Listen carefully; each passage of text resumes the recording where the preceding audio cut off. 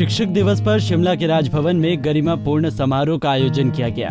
समारोह में प्रदेश के राज्यपाल राजेंद्र विश्वनाथ आलेकर और शिक्षा मंत्री गोविंद सिंह ठाकुर बतौर मुख्य अतिथि मौजूद रहे और उत्कृष्ट कार्य करने वाले शिक्षकों को सम्मानित किया गया। साल 2022 में शिक्षा के क्षेत्र में उत्कृष्ट कार्य करने वाले 16 शिक्षकों को सम्मान दिया गया। इनमें 14 शिक्षक और 2 शिक्षिका शामिल रहे। सम्मान मिला आज अध्यापक दिवस पर, कैसा लग रहा है आपको और ऐसा क्या काम आपने बीते सालों में किया जो आज आपको ये सम्मान राज्य ने दिया है? मेरा नाम अनुराधा है और मैं राजकीय प्राथमिक पाठशाला आर्थिक शिक्षक पिछले 16 सालों से शिक्षण और जो मुझे सम्मान आज दिया गया है, शायद जो हमने अपने शैक्षणिक गतिविधियों के अलावा कुछ गैर शैक्षणिक कार्य किया है, दो करिकुलर एक्टिविटीज में हमारी पाठशालाओं की जो प्रस्तुति रही है उसके लिए हमें ये सम्मान दिया गया है। मैं आपको बताना चाहूँगी कि हमारी पाठशाला में हमने वेस्ट मैनेजमेंट और आर्ट एंड क्राफ्ट एजुकेशन शुरू की है। ये हमारी प्राइमरी क्लासेस शुरू किया है। इसके साथ ही जो हमारी पाठशाला है उसके बच्चे जितने भी मतलब पिछले 16 सालों में मेरे पास पढ़ते हैं, हमारे राज्य स्तरीय खेल कूद प्रतियोगिताएं होती हैं प्राथमिक लेवल पे, तो उन बच्चों को मैंने एकांकी प्रतियोगिता के लिए तैयार किया है। वो बच्चे लगातार 5 वर्षों से राज्य स्तर पर प्रथम रहे हैं और जिला स्तर पर भी 10 से ज़्यादा बार पारितोषिक जीते हैं। सर, पहले तो मुझे बड़ी खुशी होती है कि आज मुझे यहाँ पर शिक्षक के सम्मानित किया गया है और शिक्षा के क्षेत्र पे जितना हमसे कुछ हो सकता है उससे भी ज़्यादा हम जो है वो करते रहते हैं।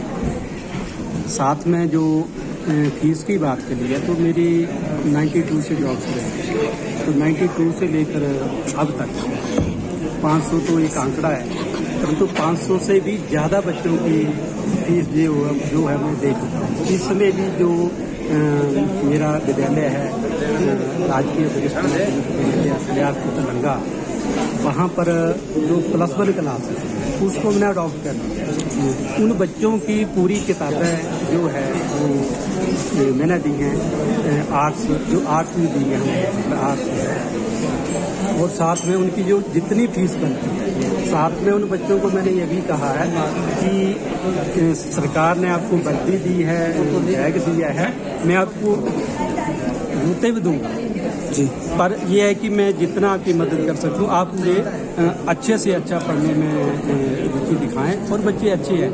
उसमें पहले जो थे बच्चे कोविड टाइम में थोड़ा अपना लेख में थोड़ा पिछड़ गए थे, उसमें भी भरसक प्रयास किया। मैंने कोविड टाइम में जाकर के बच्चों को घर घर जाकर के शिक्षा दी और घर घर जाकर के किताबें भी दी, कापियाँ भी दी, पेन भी दी, और साथ में जो हमारे विद्यालय के प्रधानाचार्य जी हैं उन्होंने भी मुझे इसी के लिए अप्रिशिएट किया। और वहाँ की जो पब्लिक है, मैं ये चाहता हूँ कि बच्चे जो निर्धन बच्चे हैं उनको तो मैं सपोर्ट करता ही, परंतु ये भी चाहता हूँ कि जो बाकी बच्चे हैं जो देखते हैं मैं उनको भी सपोर्ट करता हूँ।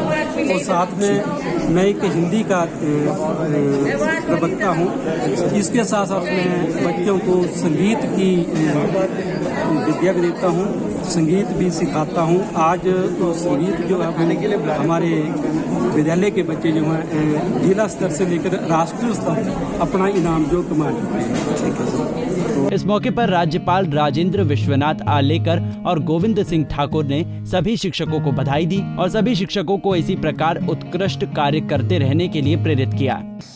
वो अन्य किसी को उनके हयात भर में भी मिलता है ऐसा नहीं। मैं कई बार एक उदाहरण देता हूँ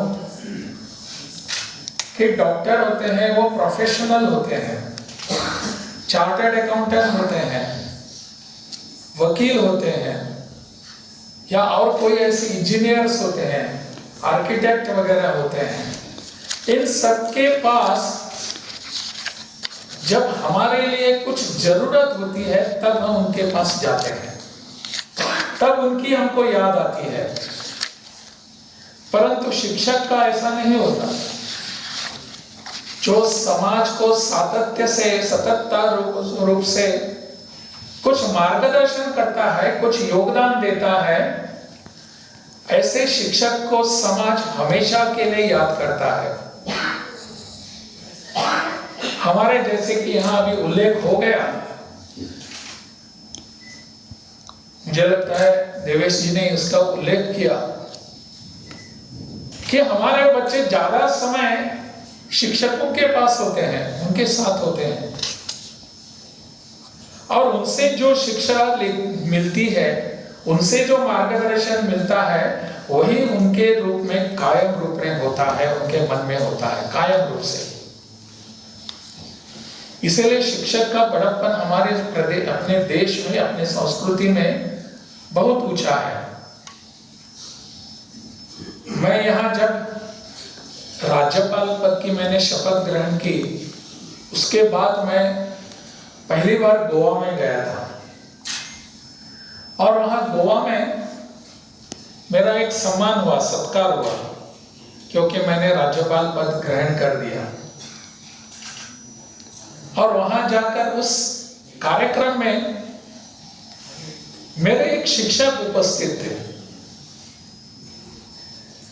उन शिक्षक को, उनको देखकर मेरा मन भर आया कि ऐसे शिक्षक के कारण मैं इस पद पर यहां पहुंचा हूं।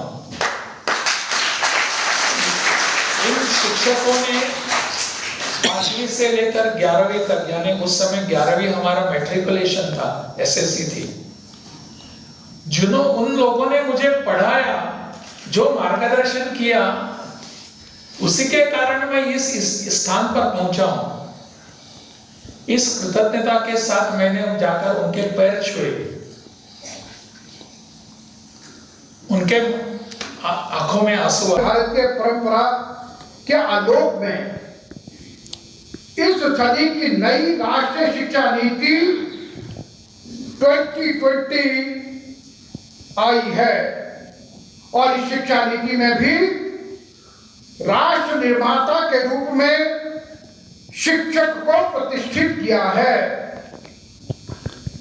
और ये सर्वविदित तथ्य है कि सर्वोत्तम शिक्षक ही वास्तव में बालक के भविष्य को आकार देकर एक सुसभ्य श्रेष्ठ समाज के निर्माण का मार्ग प्रशस्त कर सकते हैं। अपने इस अमूल्य योगदान के कारण ही शिक्षक भारतीय समाज के सबसे ज्यादा सम्मानित सदस्य थे, और केवल कुशाग्र बुद्धि वाले विद्वान और चरित्रवान लोग ही शिक्षक बनते थे। और नई राष्ट्रीय शिक्षा नीति में कहा है कि हमें फिर से शिक्षक को सर्वोत्तम स्थान तक पहुंचाना है, जहां पर नई राष्ट्रीय शिक्षा नीति में कहा गया है कि हमको अपने देश के बच्चों को ऐसी शिक्षा प्रदान करनी है जिसको प्राप्त करके इस देश के बच्चे एक ग्लोबल सिटीजन बन सके, और भारतवर्ष दुनिया में ज्ञान की महाशक्ति बने। ये राष्ट्रीय शिक्षा नीति ने अपना उद्देश्य रखा है।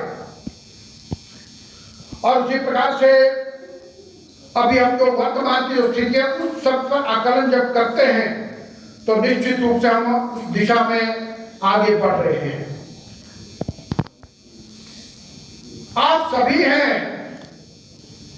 जो निर्माण कर सकते हैं, और यहां पर राज्यपाल महोदय बैठे हैं। इनका शिक्षा के प्रति, शिक्षक के प्रति, छात्र के प्रति अर्थात स्नेह और प्रेम है।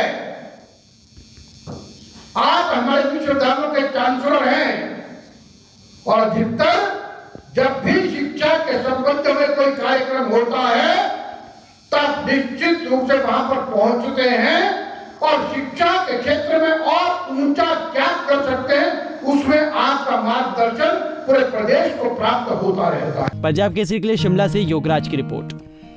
हमसे जुड़े रहने के लिए हमारे YouTube चैनल को सब्सक्राइब करें और नई वीडियो की नोटिफिकेशन के लिए बेल आइकॉन को दबाएं। अगर आप ये वीडियो Facebook पर देख रहे हैं तो लाइक जरूर करें और ज्यादा से ज्यादा शेयर करें। इसी तरह के और भी अपडेट्स के लिए फॉलो करें हमारा Instagram पेज himachal.kesri।